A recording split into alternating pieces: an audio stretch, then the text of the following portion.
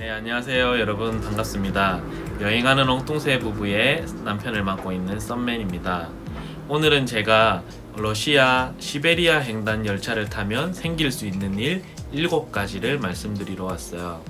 시베리아 횡단 열차는 동쪽 끝에 있는 블라디보스톡이라는 도시에서 유럽의 시작인 모스크바까지 장작 7일 동안 9,288km를 달려가는 세상에서 가장 긴 기차라고 할 수 있는데요.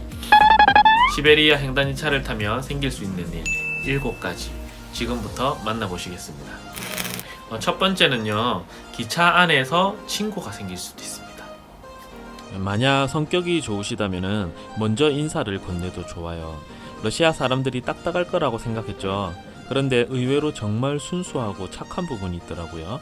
첫날 기차 탔을 때 다들 서먹서먹한 분위기지만 이틀쯤 됐을 땐 대충 누가 누군지 다 알게 되고 뭐 하면은 쳐다보게 되고 인사라도 나누고 나면 이건 뭐야 저건 뭐야 하면서 궁금한지 러시아 말로 계속 물어보게 돼요. 정말 희한하게 우리는 러시아 말을 하나도 못하는데 그걸 다 알아듣게 되더라고요. 러시아 사람들은 영어를 못하는 사람들이 많은 것 같아요. 하지만 문제는 없어요.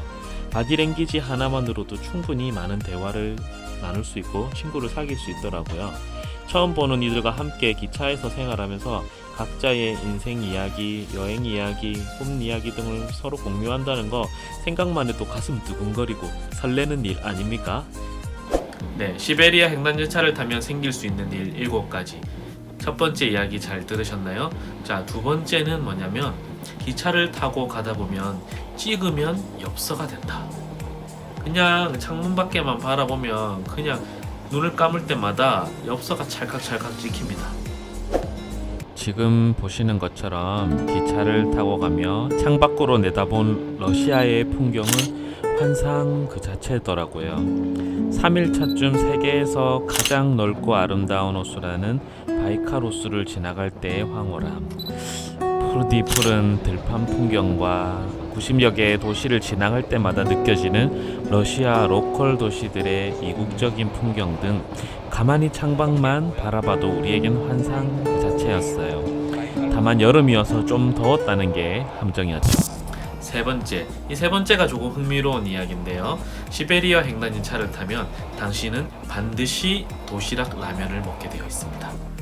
한국에서 어린 시절 자주 사 먹었던 앞치만 아줌마가 들고 있는 것 같은 그 느낌의 사각형 도시락 라면 아세요? 엄마, 도시락 어딨어요? 서둘기는 도시락 먹을 때 꼭꼭 씹어 먹고. 네, 물 먹는 것도 알아요. 그래, 다녀와라. 선생님, 도시락 주세요. 도시락은 예나 지금이나 변함없는 우리들의 정다운 것입니다. 엄마의 정성이 담긴 탈도라면 도시락. Лильщиков и доширак. Доширак всегда с тобой. Болеем за Россию. 요즘에 좀 잘 안 보인다 했는데 러시아에 와서 깜짝 놀랐습니다. 그 넓은 러시아 땅을 이 도시락 브랜드가 지배했다고나 할까요? 와, 러시아 마트에도 기차 간이역 매점에도 가장 인기 있는 메뉴는 바로 도시락 라면. 러시아어로 빼곡한 라면 용기 속에서 한글로 적힌 도시락을 발견할 때면 괜히 뿌듯하고 기분이 좋아집니다. 러시아에서 아주 대중적으로 인기가 많고 러시아인들의 입맛을 그냥 사로잡아버린 도시락의 다양한 브랜드들. 러시아의 입맛에 맞게 여러가지 맛이 존재하더라고요. 기차 안에 뜨거운 물이 계속 공급되기 때문에 밥 대신 사람들이 이걸 엄청나게 먹습니다. 러시아 사람들은 고소한 걸 좀 좋아하나 봐요.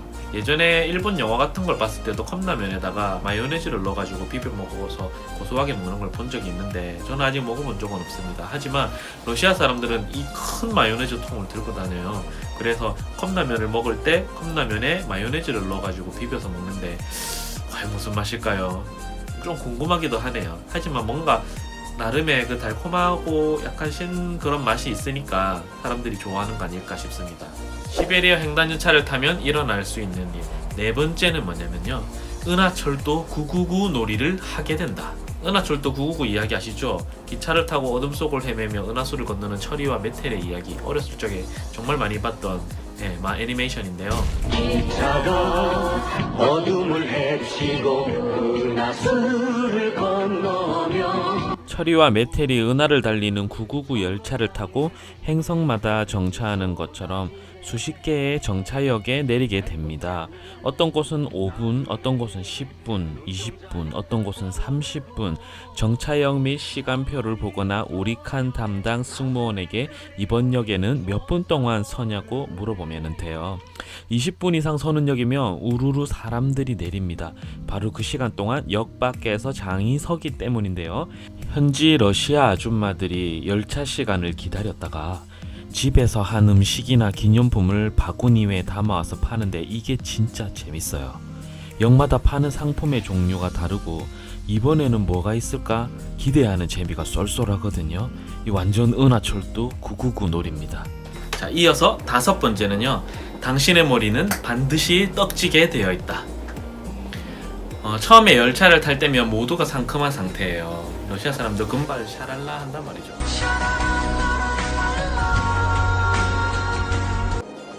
근데 처음에는 새침해요. 근데 한 3일쯤 지나면 떡이 지기 시작하고 한 5일쯤 되면 전부 다 냄새를 풀풀 풍기면서 다닙니다.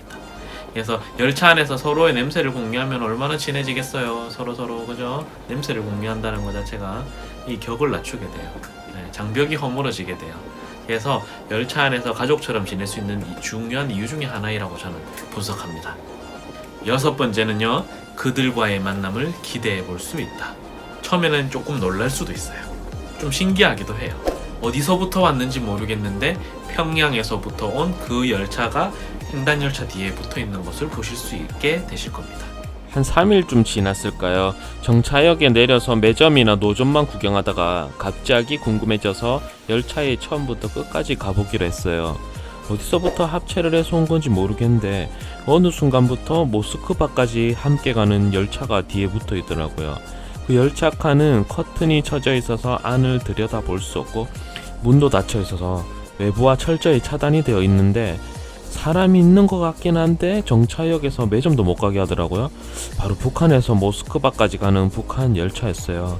그리고 일반 칸에서도 간혹 북한에서 온 사람들을 만날 수 있었습니다.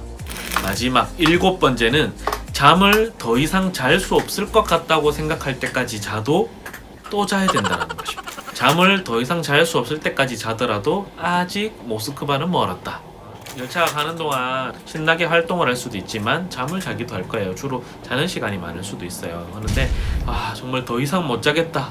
이제 진짜 내 속에 있는 모든 쌓여있는 이 피로를 다 녹여버렸다. 피로가 제로, 피로가 마이너스가 됐다 싶을 정도로 잤는데도 아직 이거밖에 안 왔어? 라는 생각이 들 만큼 푹 쉬게 됩니다. 달리는 열차에서 정말 푹 쉬게 돼요. 푹. 서울에서 부산까지 내려가는 KTX가 2시간 정도 걸리죠. 영화 한 편을 봐야지 도착합니다. 비행기는 30분이기에 2시간도 솔직히 좀 길다고 생각할 수 있죠.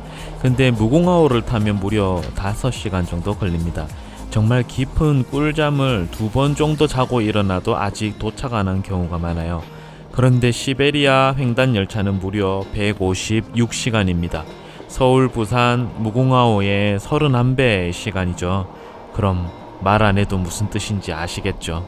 자, 지금까지 썸맨이 전해주는 시베리아 횡단열차를 타면 당신에게 일어날 수 있는 일 7가지를 이야기해 보았습니다. 자, 그럼 제가 전해드리는 이야기 잘 들으셨나요? 괜찮았나요?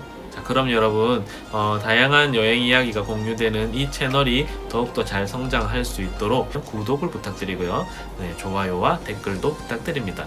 여러분들이 시베리아 횡단열차와 관련해서 궁금해하는 것들을 남겨주시면 제가 성심성의껏 대답해 드릴 수 있도록 하겠습니다. 그러면 저는 여기까지였고요. 다음에 또 좋은 컨텐츠로 만나도록 하겠습니다. 여행하는 엉뚱새 부부였습니다. 안녕히 계세요. 안녕. 사실 하루만 어디 놀러 갔다 와도 기억에 오래도록 남는데 7일이면 정말 긴 시간이죠. 어디 일어날 일들이 이것만 있겠습니까?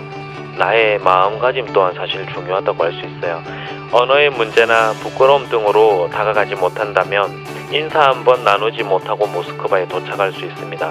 혼자만의 시간을 보내며 책을 읽거나 사색을 하거나 무언가를 하는 것도 좋습니다. 하지만 그렇게 7일을 보낸다면 꽤 좀이 쑤시고 심심할 거예요.